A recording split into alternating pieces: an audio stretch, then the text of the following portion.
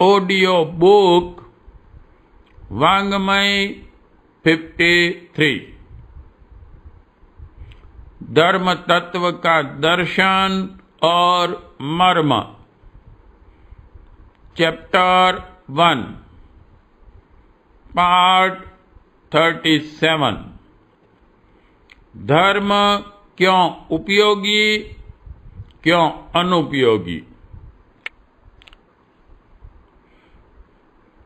Warren S Smith नामक England के एक विद्वान ने बर्नार्ड शॉ के भाषणों को religious speeches of Bernard Shaw पुस्तक में संकलित किया है।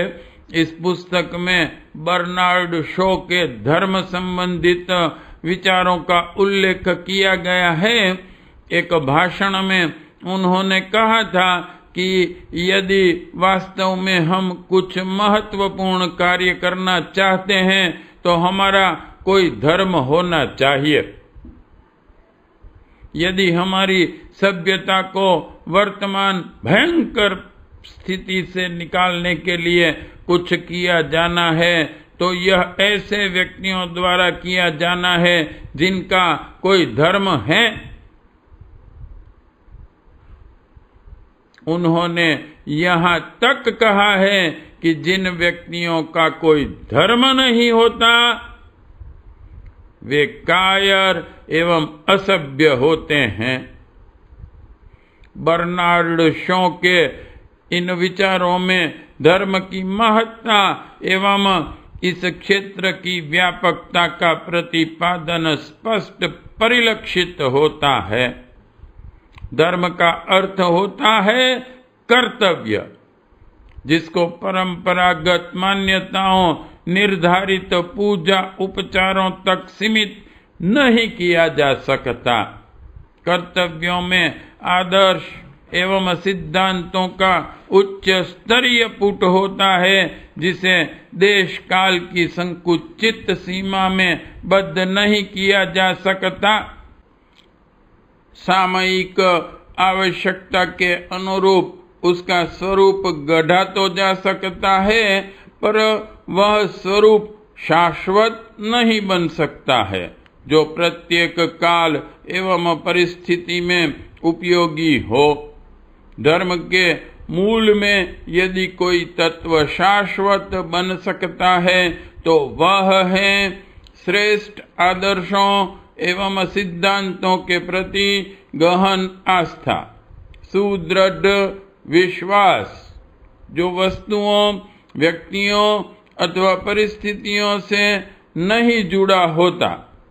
पूजा उपचार देवी देवता के माध्यम से ही इन्हीं तत्वों को उभारा विकसित किया जाता है। जॉर्ज बर्नार्ड शॉ ने धर्म को परोक्ष रूप से उच्च स्तरीय सिद्धांतों एवं आदर्शों के रूप में ही स्वीकार किया एवं माना है कि धर्म अर्थात आदर्शों एवं सिद्धांतों के अभाव में कोई भी महत्वपूर्ण कार्य नहीं किया जा सकता तथा महान कार्यों में सफल होने के लिए धर्म का अवलंबन लेना आवश्यक है। धर्म के इस प्राण प्रतिपादन की उपेक्षा करने से वह मात्र परंपराओं, कर्मकांडों तथा कथित पूजा उपचारों का सांप्रदायिक जाल जंजाल बनकर रह जाता है। मान्यताओं के दुराग्रह से कर्तव्यों की उपेक्षा होने लगती है। अंधविश्वासों को पनपने एवं विकृतियों को घुसने का अवसर मिल जाता है। पिछले दिनों यही हुआ। धर्म के तत्व ज्ञान, श्रेष्ठ आदर्शों एवं सिद्धांतों की अवमानना हुई। फलस्वरूप धर्म सांप्रदायिक विकृतियों से भर गया। इन विकृतियों ने नास्तिकता के प्रसार में भी योगदान दिया है। धर्म के महान लक्ष्य स्वरूप एवं तत्व दर्शन के स्पष्ट न होने के कारण ही उसकी विकृतियों को देखकर कार्ल मार्क्स जैसे विचारक कह उठे, धर्म सताए हुए प्राणियों का रुदन है, निर्दयी व्यक्तियों का हथियार है, गरीबों की अफीम है। इसमें विश्वास पिछड़ी सभ्यता का परिचायक है। मायावी एवं काल्पनिक सुख देने वाले ऐसे धर्म की अवहेलना करना प्रगति का चिन्ह है।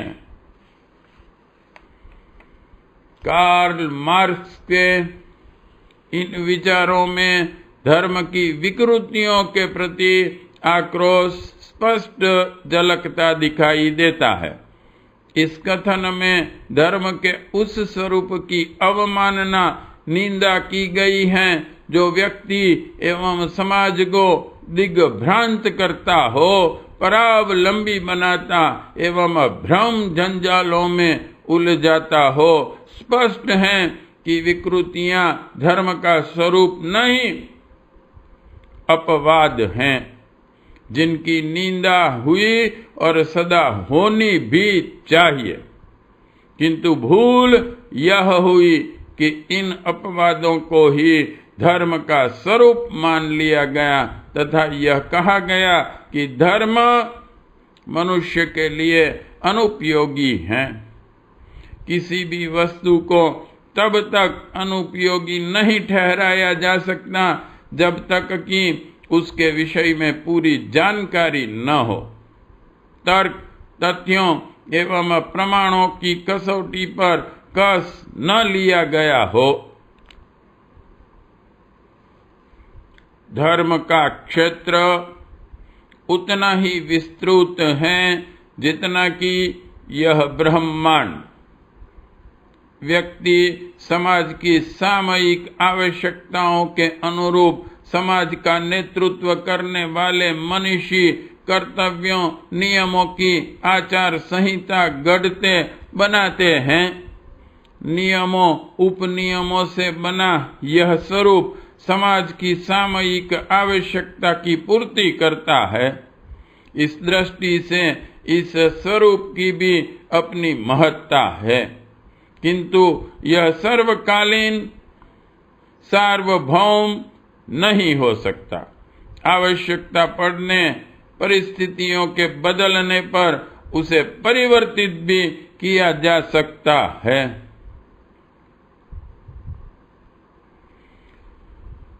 समाज के कल्याण में लगे समाज सेवी, देश की सीमाओं पर डटे प्रहरी, समाज की साधन सुविधा के अभिवर्धन के प्रयत्नों में निरत वैज्ञानिक भी धार्मिक ही कहे जाएंगे, भले ही इनका विश्वास किसी संप्रदाय देवी देवता में न हो। अपने कर्तव्यों के प्रति अटूट आस्था एवं तदनुरूप प्रयत्नशीलता उनके धार्मिक होने का परिचायक है। समाज को श्रेष्ठ चिंतन देने वाले विचारक, भावनाओं को उद्वेलित विस्तृत करने वाले कवि, संगीतज्ञ, कलाकार क्या धार्मिक नहीं कहे जा सकते?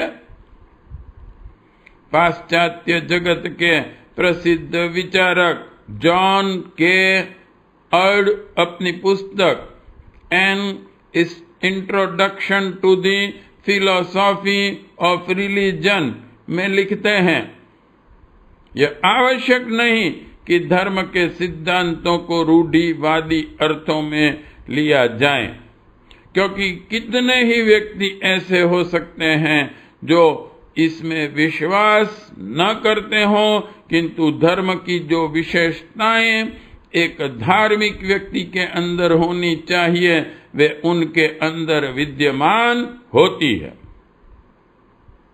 उनकी विचारणा एवं क्रियाकलापों में उच्च स्तरीय आदर्शों एवं सिद्धांतों का समावेश होता है। इस कथन में धर्म के व्यापक रूप का ही प्रतिपादन है।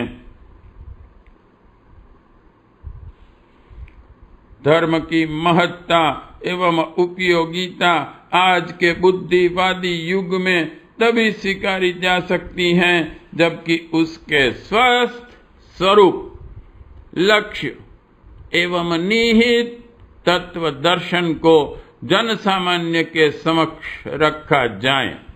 धर्म संप्रदाय के सिद्धांतों में जब तक मतभेद बना रहेगा तब तक वह अपनी गरिमा नहीं प्राप्त कर सकता।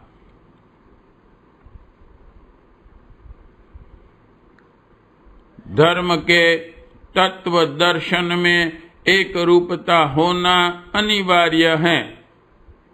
अनुपयोगी अविवेकपूर्ण सिद्धांतों मान्यताओं के प्रति दुराग्रह का मोह छोड़कर स्वस्थ रीति नीति अपनानी होगी।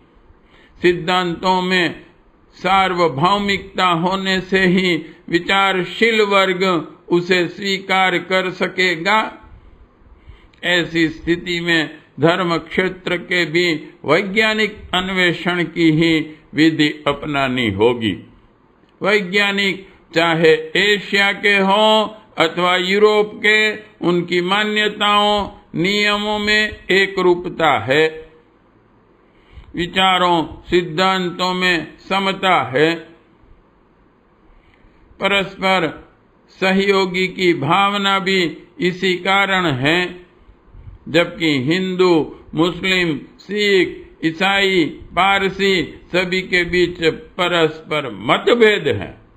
विज्ञान की तरह धर्म के सिद्धांतों में एक रूपता नहीं दिखाई पड़ती। परस्पर के मतभेदों के कारण ही आज का बुद्धिजीवी धर्म से दूर भागता, अवहेलना करता है तथा कहता है कि धर्म अपने सहजातियों को नहीं जोड़ सका तो अन्यों को क्या दे सकेगा। यह लांछन अकारण नहीं है।